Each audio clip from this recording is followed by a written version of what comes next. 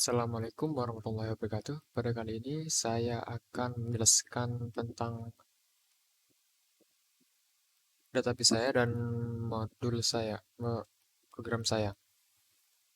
Pertama-tama kita hidupkan dulu XAMPP-nya.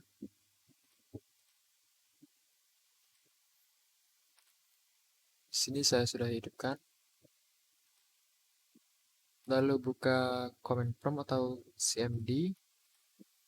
Lalu ketikkan direktori dari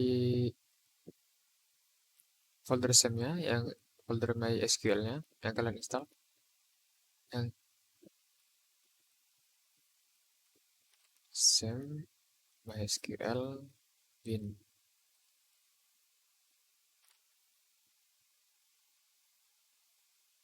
Lalu kita akan mengetikkan MySQL u spasi root untuk menggunakan MySQL-nya. Di sini saya membuat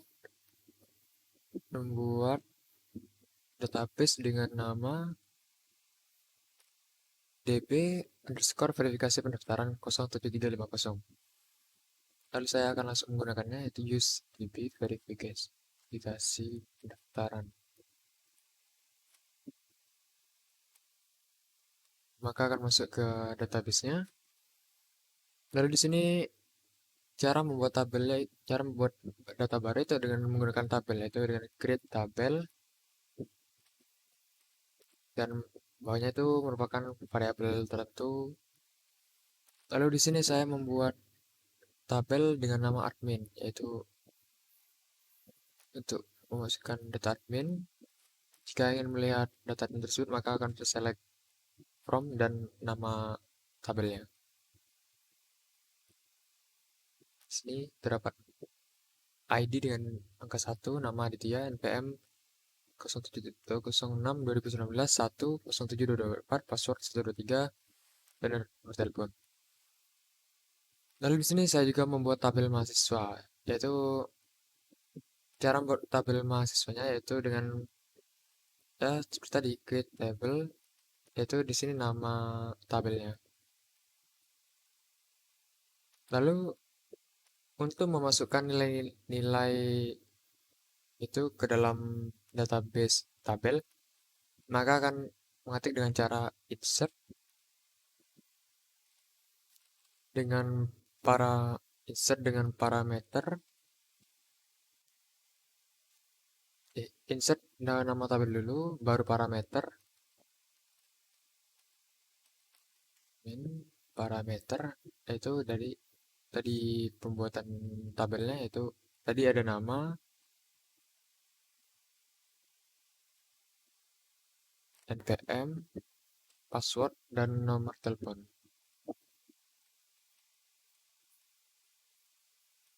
Lalu dengan value itu fungsinya untuk nilai yang akan dimasukkan nantinya.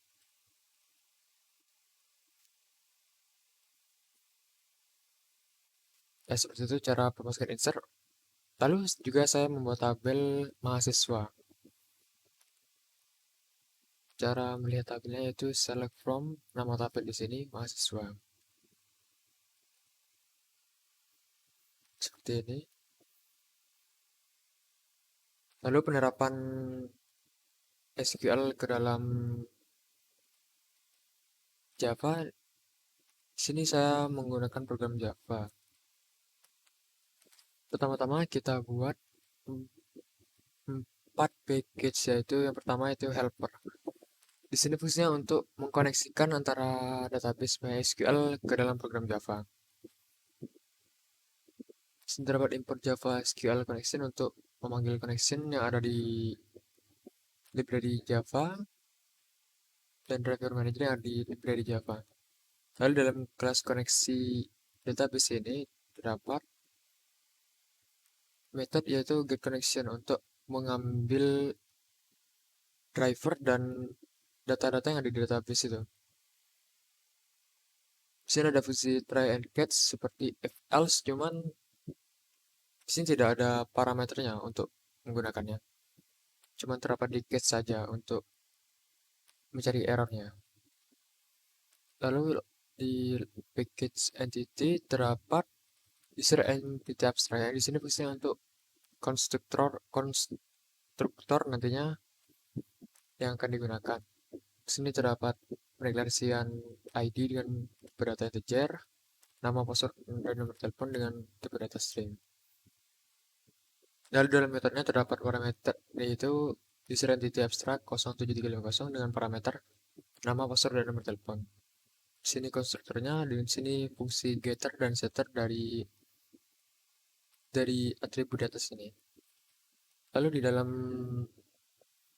kelas ini terdapat nama yaitu mahasiswa entity yang menggunakan extend user entity abstract yang digunakan untuk yang mahasiswa entity ini merupakan anakan dari user entity abstract. Lalu di bawahnya terdapat pendeklarasian npm bertipe data string dan status bertipe data integer. Dan di bawah terdapat fungsi getSetter menggunakan dua atribut ini. Langsung ke modelnya.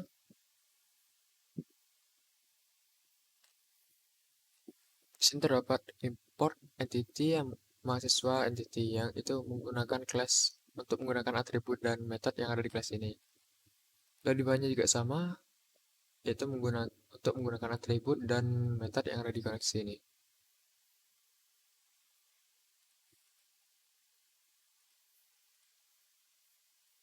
Lalu terdapat fungsi get mahasiswa yang berbentuk bertipe ArrayList. Terdapat pendeklarasian di sini dengan nama ArrayList mahasiswa dari kelas mahasiswa entity. Terdapat fungsi try catch dalam try-nya yaitu penambah start baru. Lalu di sini terdapat variabel SQL yang berisi select from mahasiswa yaitu memanggil si mahasiswa, lalu terdapat pengeksekutian dari SQL ini. Dan terdapat perulangan yaitu untuk memanggil dari ID, nama, NPM, password, nomor telepon yang ada di dalam MySQL tadi, di dalam database tadi, lalu ditambahkan ke dalam mahasiswa entity. Oh ya, di sini terdapat pendeklarasian objek baru dengan nama mahasiswa entity dari kelas mahasiswa entity. Nanti data ini akan masuk ke dalam release mahasiswa.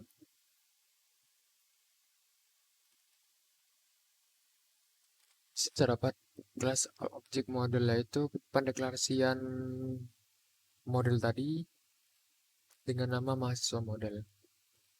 Terdapat mahasiswa controller yaitu untuk mengembalikan nilai ke dalam all object tadi, ke dalam objek baru mahasiswa model ke dalam get mahasiswa. Lalu dalam fungsi mainnya terdapat import controller yaitu mahasiswa controller dan import entity terdapat mahasiswa entity dari package entity 0.350. Lalu dalam kelas utamanya terdapat kelas mahasiswa controller, terdapat pendeklarasian objek baru dengan nama mahasiswa dari kelas mahasiswa controller. Dalam fungsi mainnya terdapat fungsi show data untuk menampilkan seluruh data yang ada di dalam database yaitu tentang mahasiswa saja. Lalu dalam sini dipisah show datanya. Terdapat fungsi show data yang dalamnya terdapat perulangan for each yaitu dengan inisialisasi dari ini mahasiswa titis dari kelas mahasiswa dan arraynya yaitu penggal array untuk menampilkan array yang tadi dimasukkan.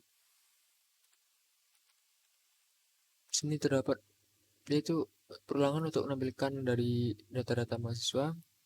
Lalu langsung ke bawahnya, jika status sama dengan 0 maka terdapat muncul output unverified. Jika tidak maka akan muncul output verified. Outputnya akan seperti ini.